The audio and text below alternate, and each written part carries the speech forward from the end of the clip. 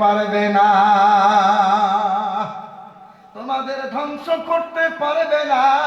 হে আমার উম্মত, আমি নবী দুনিয়া থেকে চলে যাচ্ছি, তোমাদের জন্য দুইটি কিতাব রেখে গেলাম, দুইটা জিনিস রেখে গেলাম। এক নম্বরটা হলো আল্লাহর কোরআন, আর দ্বিতীয়টা হলো আমি নবীর সুন্নাত। এই দুইটা জিনিস ইংরেজরা দেখলো কোরআনে কারীম মুসলমানদের হাতিয়ার, মূল হাতিয়ার, তাই তারা বাজারে গিয়ে কোরআন শরীফ কেনা শুরু করলো। লাইব্রেরি থেকে, দোকান থেকে কোরআন কিনবে, আর এই কোরআনগুলোকে ইংল্যান্ডে নিয়ে যাবে, সমুদ্রে নিক্ষেপ করে দিবে। বাজারের সমস্ত কোরআন শরীফ কেনা শুরু করে দিল।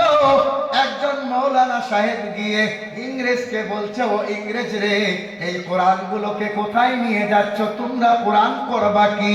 ইংরেজ বলছে, সমস্ত কোরআন কিনে আমরা আগুনে জ্বালিয়ে দেব, মুসলমানদের বুক থেকে আমরা কোরআন সরাতে চাই, কোরআন সরাতে চাই।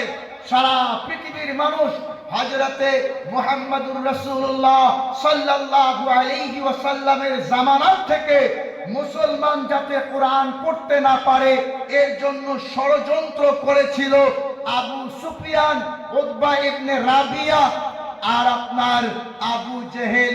এরা ষড়যন্ত্র করেছিল যাতে মানুষের কাছে কোরআনে কারীম না পৌঁছায়, মানুষ যাতে কোরআন শরীফ হাতে না পায়, তারা ষড়যন্ত্র করেছিল। সর্বকালে ইসলামের শত্রুরা ইসলামকে ধ্বংস করার জন্য এই কোরআনের বিরুদ্ধে তারা ষড়যন্ত্র করেই গিয়েছে। কিন্তু আল্লাহ তাআলা এই কোরআনকে দিয়ে এই পৃথিবীকে আল্লাহ তাআলা